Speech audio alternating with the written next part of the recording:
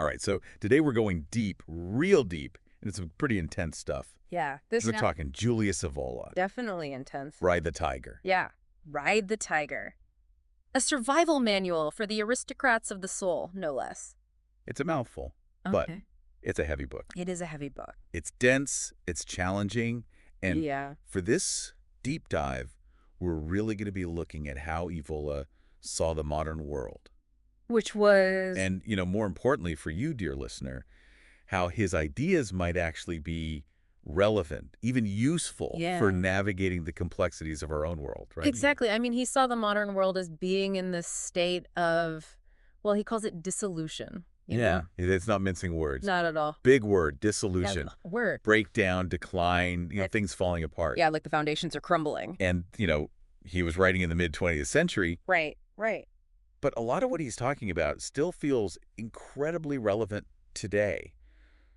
Like, maybe even more so. I think so, yeah. And just to be clear, up front, you're going to hear him talk about tradition a lot. Capital T, tradition. With a capital T, yeah. And it's not what you might immediately think. No, it's not just like, your grandma's recipes or folk dancing, yeah. Yeah, exactly. He's drawing on this whole other way of thinking about tradition. Actually, a lot of it comes from René Guénon, another big thinker. Deep stuff. Yeah, and for them, tradition, capital T, refers to these societies, civilizations even, that were guided by principles that were, beyond just the everyday. Beyond the everyday, yeah, like connected to something. Transcendent, right. Transcendent, exactly. A higher order, a source of meaning. And that's the standard. The gold standard, you could say. Yeah, that he's using to judge the modern world and, spoiler alert. Yeah. He doesn't think it measures up. He's not impressed. Not really. So really the big question that Evola is wrestling with in this book is like, if these traditional structures and supports that he's talking about have crumbled, right? Mm-hmm. How does anyone even find their footing? Yeah. How do you be yourself? In this world where everything feels like it's dissolving, coming undone. Exactly. It's a big question. Huge question, yeah. And I think it's one that, even if you don't agree with everything Evola says, right, it's still a question we're all dealing with in some way, right? Absolutely, in our own way, yeah. So let's dive in. Let's do it. Evola doesn't hold back. Like, he comes out swinging right from the start. No, he doesn't. He says straight up that the modern world is, quote, the exact antithesis of any traditional type of civilization. Wow. Wrong words, right? That's a pretty strong statement. Yeah, so what's he getting at there? Well, I mean, for him, the modern world is like this complete reversal, this turning away from everything he values, right? Yeah, like a wrong turn on a cosmic scale. Exactly. Like we took a wrong turn somewhere and now we're heading in the opposite direction. Yeah, he even talks about how we're living at the end of a cycle. And he's pulling in these ancient ideas of cyclical time, specifically this concept of the Kali Yuga, which is essentially the Dark Age. The Dark Age, right. It's like the final stage of decline in the cycle where everything is falling apart. Yeah, fragmenting. Everything is kind of spiraling downwards. Yeah, like a downward spiral. And in this kind of world, in this Kali Yuga, the old rules, they don't apply anymore. They don't work. The old ways of being, the old values, those lost their power. They've lost their meaning. And that's a pretty bleak picture. It is. It's a pretty bleak picture, but it's important to remember, Evola is not just the doom and gloom guy. Yeah, he's not just like wringing his hands and saying, woe is us. No. He's actually offering a way, or at least trying to navigate this. To survive, even thrive. Yeah, to survive, to even thrive in this world. And that's where this idea of riding the tiger comes in. Right. And I think that's what makes him so fascinating. Yeah, it's a powerful image, right? Very powerful, very evocative. So what does it mean, riding the tiger? Well, for Evola, he sees these forces of decline, these forces of dissolution as being so powerful. Tiger. Yeah, like a tiger, exactly. This powerful primal force that you can't just... It's it head on. You can't fight it directly. You'll just get... devoured. Yeah, crushed, destroyed.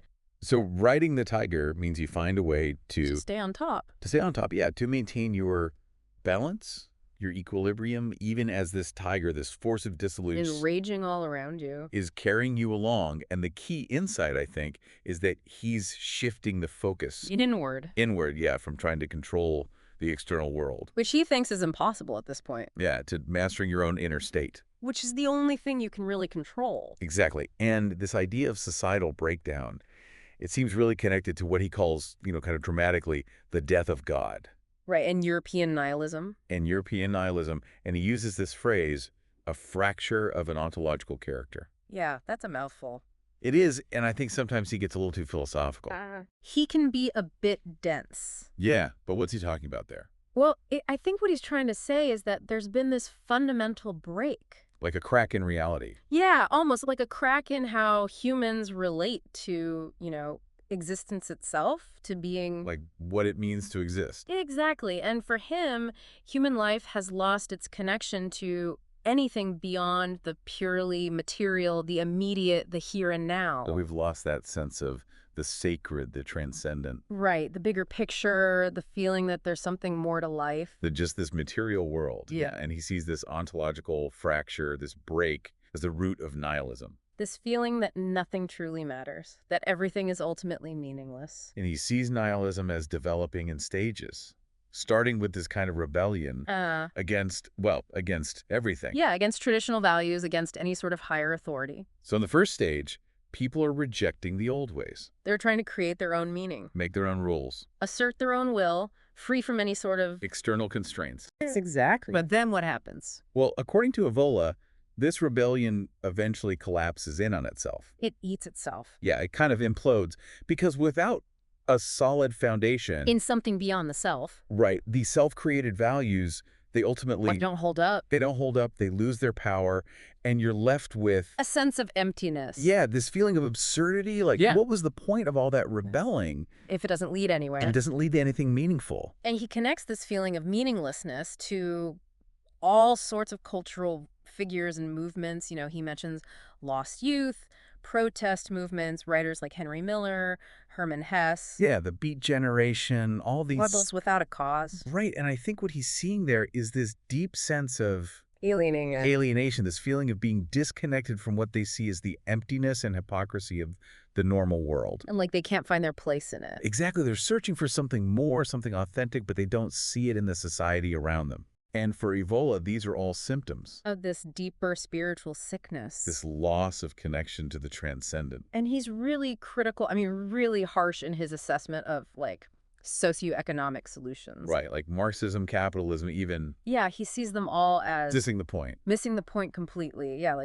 despite their differences, he thinks they're both focused on... material well-being. On progress, on creating a more comfortable, more prosperous society. And he thinks this focus on the material... is a distraction. It's a distraction from the real problem, from the spiritual void. Yeah, it's like a kind of internal anesthesia. He calls it an animal ideal. Yeah, we're just focused on satisfying our basic needs and desires. Food, shelter, comfort, entertainment. And forgetting about the higher things, the things that give life meaning. And he even contrasts this with Toynbee's idea that challenge and hardship can actually spur creativity and growth. Right, it's through overcoming adversity that we really discover our potential. So for Evola, this pursuit of pure material comfort, it's actually a sign of decline, not progress. Exactly, because it's a turning away from the things that really matter, the things that make us human in the truest sense. And he doesn't stop there. He even lumps psychoanalysis in with all this. Yeah, he sees it as another manifestation of this. Sickly consciousness. Yeah, this kind of inward-looking, self-obsessed... focused on trauma. Yeah.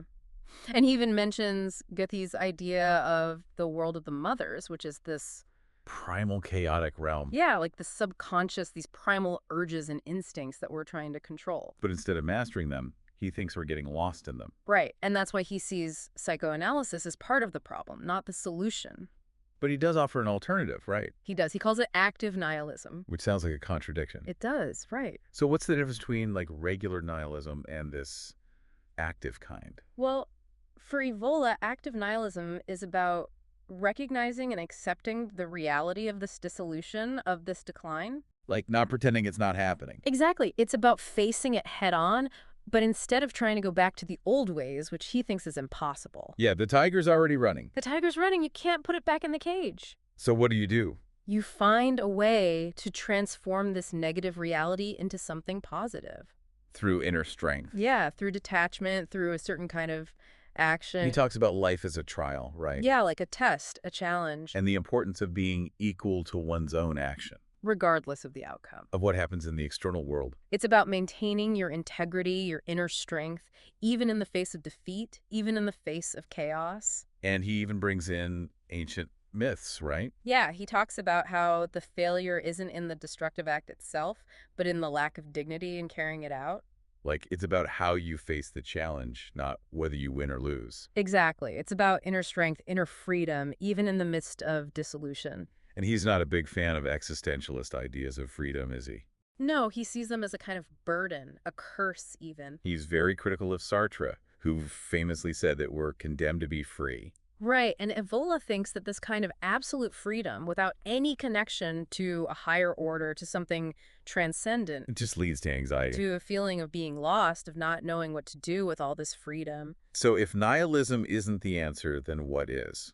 Well, for Evola, the way forward is purely being oneself. Which sounds simple, but I have a feeling it's not. Not at all. So what does he mean by that? Well, he's talking about this process of stripping away all the illusions, all the false supports, all the things that the modern world tells us are important. You know, like status, wealth, all the external stuff. And getting down to the core of who you really are. Exactly, to this deeper self, this authentic being that's beyond all the masks and roles we play. And he's really big on this idea of inner unity, of not being divided against yourself. Right, of being whole, integrated, coherent as a person. And he makes this distinction between just life, with a small L, and something he calls more than life. Merlisleben, he calls it, in German. Which, it sounds a bit vague. It does. It sounds a bit mystical, but it's actually a really key concept for him. So what's the difference between just living and this more than life?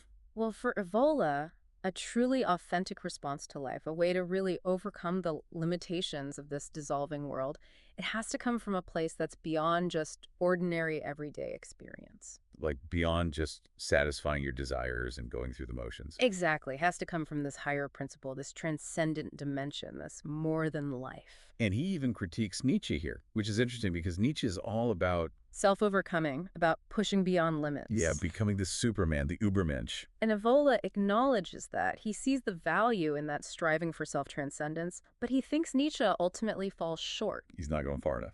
Yeah, he thinks Nietzsche's Superman is still trapped within the limitations of the human, even if it's a superhuman kind of human. So Evola's looking for something even beyond that. He's looking for a connection to something truly transcendent, something that's not just an extension of the human ego, but something qualitatively different.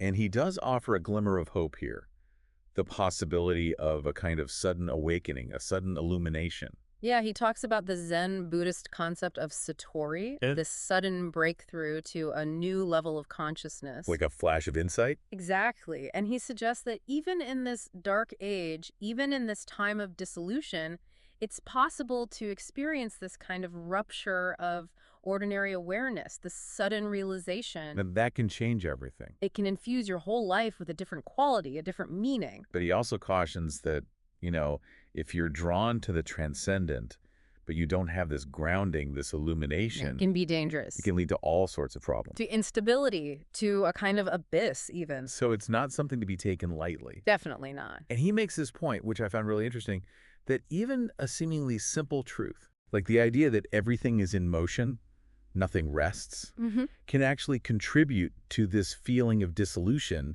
if it's not understood properly. If it's taken out of context. Right. So how does that happen? Well, in the past, this idea of constant change, it was often connected to deeper spiritual or metaphysical teachings. About the nature of reality. Exactly, about how everything is interconnected, how everything is ultimately flowing from this one source. But when that deeper understanding is lost, when it's reduced to just a superficial observation, Yeah, like, oh, everything's changing, so nothing matters. then it can lead to a sense of meaninglessness, of nihilism, instead of leading to this. Like acceptance of the true nature of reality. Right. So it's all about context, about how you understand these truths. And I think that's a really important point because a lot of traditional wisdom can sound kind of Cryptic. yeah, or even paradoxical. And if you don't have the right framework, the right understanding, it can easily be misinterpreted. And used to justify all sorts of things that are actually harmful. So from focusing on being oneself, Evola then moves on to this idea of proving oneself. And he connects this to achieving a kind of inner invulnerability. Right, like becoming unshakable. So how do you go from being to proving? Well, for Evola, it's about taking that inner strength, that sense of self, and testing it in the real world. Like putting it through the fire. Yeah, exactly. It's about pushing beyond your own limitations, your own comfort zone. And he talks about a rupture of levels, which sounds pretty dramatic. It is. He's talking about a fundamental shift in perspective, a way of seeing the world and yourself that's completely different from the ordinary. Like you're breaking through to a new level of being. Exactly. And this requires a willingness to, to let go of old ways of thinking, old attachments. To face your fears. Yeah, to confront the things that hold you back. And he calls this state of being positive anomie, which is another one of his kind of... Unique terms. Yeah, so what does that mean? Well, anomie usually means a lack of norms, a breakdown of social structures, but Evola is talking about a positive form of this. Like you're free from the constraints of society, but in a good way. Exactly. You're not bound by the rules and expectations of the normal world. But you're not lost in chaos either. No, you've found your own inner compass, your own source of stability and direction. And he reinterprets Nietzsche's famous pairing of Apollo and Dionysus here. Right, the god of order and reason versus the god of chaos and ecstasy. But he does it in a way that's different from how Nietzsche himself saw it. Yeah, and I think this is one of the places where Evola's traditionalist perspective really comes through. So how does Evola see it? Well, he thinks Nietzsche's interpretation of Apollo and Dionysus is too influenced by, modern philosophical ideas. Like it's too dualistic. Yeah, like it sets up this opposition between reason and emotion, order and chaos. And Evola wants to integrate them, to find a way to bring them together. Exactly. So he proposes this idea of a Dionysusm that's not just about losing yourself in ecstatic experience, but that leads to a deeper, more stable Apollonian clarity. So it's not either, it's both hand. Right. And the key for Evola is that this Apollonian clarity, this sense of order and purpose, it comes from the Dionysian experience. It's not something you impose from the outside. It's like the fire tempers the steel. Yeah, exactly. It's through going through the fire, through confronting the chaotic forces, that you achieve this true inner strength and stability. And this leads him to the concept of action without desire, which sounds kind of paradoxical.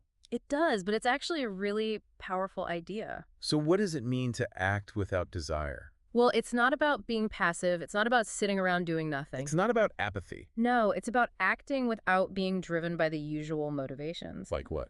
Like personal gain, the desire for pleasure, the fear of pain, the need for approval. So you're not attached to the outcome. Exactly. You're acting from a place of inner freedom, of detachment. And he distinguishes this from, like, moral stoicism. Right. Yeah, he's not talking about just gritting your teeth and enduring hardship. He's talking about something deeper. Yeah, he's talking about acting from a place of being, not just from the level of ordinary life. So your actions are aligned with this higher principle, this transcendent dimension. And they flow naturally from that without the need for force or willpower. And he even talks about how this changes how you experience pleasure. Right. He makes a distinction between what he calls ardent or passive pleasure. Which is like the pleasure you get from satisfying your desires. Yeah, from food, sex, comfort, all the things that feel good in the moment. And then there's this heroic or positive pleasure. Which is something different. So what's that like? Well, it's a pleasure that's not dependent on external things. It comes from this inner state of being. From being aligned with that transcendent principle. Exactly. And it's characterized by this sense of calmness, of detachment, even in the midst of intense experience. So it's like you can still enjoy things, but you're not attached to them. And your enjoyment isn't dependent on them. And he also reinterprets the law of cause and effect, applying it to our inner lives. Right. He sees the consequences of our actions extending beyond just the material world. Like there's an inner dimension to karma. Yeah, exactly. And he talks about how certain behaviors create these blows to one's own self internally. Like they damage you on a deeper level. And understanding this, seeing it clearly without getting caught up in guilt or shame. Which he associates with, like traditional religious morality. Right. It's about seeing the consequences of your actions objectively. So you can learn and grow. And become more aligned with your true self. And his overall guiding principle for behavior in this kind of world is... intrepid openness with detachment. That's a good one. Yeah, it's about being open to experience, to not shy away from challenges. But to do so with a certain detachment. From the outcome, from the results. So you're fully engaged, but you're not attached to the outcome. And that allows you to act with greater freedom and clarity. And then he turns his attention to existentialism, to Thinkers like Sartre, Jaspers, Heidegger, Big names. yeah, heavy hitters. And he sees some points of agreement, but ultimately he's pre-critical. He thinks they're missing something crucial. So what does he see in existentialism that he likes? Well, he recognizes that they're grappling with this idea of a dual structure in the human being. Like we're aware of both the everyday world and this sense of something more. Yeah, this yearning for transcendence, for meaning beyond just the material. But he thinks their understanding of this transcendence is limited. He thinks they're still too focused on the human perspective, on the individual struggle.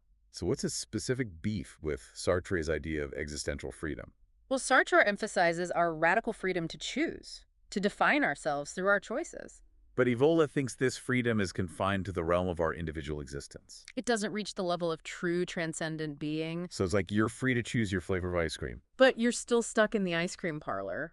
And he points out that Sartre's concept of a fundamental project, this underlying choice that shapes our being. It has echoes of traditional metaphysical ideas. But within existentialism, it leads to this feeling of freedom as a burden. As a condemnation, as Sartre himself put it. So you're free, but you're also kind of screwed. Yeah, because you're responsible for your choices, but you don't have any guidance, any higher purpose to guide you. And what about Jasper's concept of the unconditioned demand for authentic being? Well, Evola sees a parallel there with his own emphasis on pure action. But he thinks Jasper's ultimately grounds this demand in moral values without a clear justification. Like, where do these values come from? Yeah, why are they important? And while Jaspers recognizes that freedom emerges when we lose our false securities, When we see through the illusions of the world. Evola thinks the resulting anguish comes from projecting that yearning for transcendence outward. Instead of finding it within the... Right, so instead of looking for meaning and purpose in the world, you should be looking for it in yourself. And finally, his take on Heidegger's being for death is pretty critical. Yeah, Heidegger sees our awareness of death as the defining characteristic of existence. But Evola thinks that's too limited, too negative.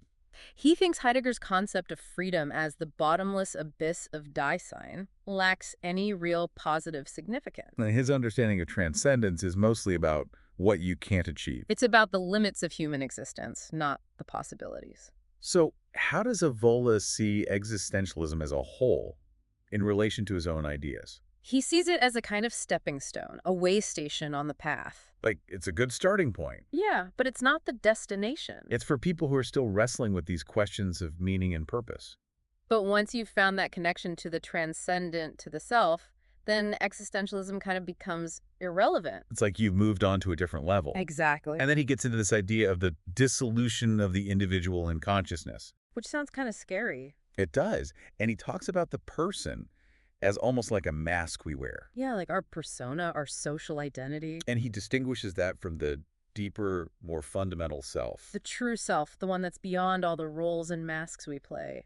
And he identifies two types of impersonality. A lower form, which is found in the undifferentiated mass. Yeah, like the crowd, the herd mentality. And a higher form, which is the culmination of this journey towards the self, towards transcendence. So it's not about losing your individuality completely. It's about transcending the limitations of the ego. And he sees this crisis of the individual of personal value as irreversible. Like there's no going back. And he thinks technology plays a big role in this. Yeah, he's not a fan of the machine. He sees it as a symbol of this objective, functionalist worldview. Where everything is reduced to its usefulness. And there's no room for subjective experience, for individual expression. And he thinks this leads to a kind of new realism. Characterized by coolness, detachment, clarity. Like, you see through the illusions of the world. You recognize the impermanence of things. The vanity of the ego. And you're not attached to the outcomes. And he's not a fan of what he calls the animal ideal either. Right, this idea of a simple, regressive return to nature. Like back to the basics, back to our primal instincts. He thinks that's a step backwards. Like we've evolved beyond that. For someone who's developed a more differentiated consciousness, a true connection with nature isn't about sentimental escapism. It's about finding meaning in the primordial and inaccessible aspects of nature. And ultimately about absorbing its power and its principles. And his critique of modern science is pretty harsh. Yeah, he says it lacks value as true knowledge. So why does he say that? Well, he thinks modern science has become too abstract, too formal, too detached from our direct experience. Like it's lost touch with reality. He points to concepts like relativity as examples of this. Like they're interesting, but they don't tell us anything about the real world. And he highlights the paradox of experimental proofs being constantly revised and updated. Like if science is supposed to be about objective truth, why is it always changing? And for Evola, the answer is that modern science has become a tool, a technology, But not a true theory of the world. not a way of understanding the deeper meaning of things, And he even takes on phenomenology, Husserl's philosophy. which is all about describing the structures of consciousness. And he sees it as a superficial imitation of traditional teachings. Like, it's trying to do the same thing, but it's not going deep enough. Just staying on the surface. And he sees its attempt at phenomenological destruction, this stripping away of assumptions to get to pure experience. Has a pale imitation of true inner liberation. The kind of liberation you find in traditional spiritual path. So he's basically saying that phenomenology is a dead end. It's a promising start, but it doesn't lead to the real goal. And then he looks at how this sense of dissolution is playing out in different areas of life, Yeah. starting with art.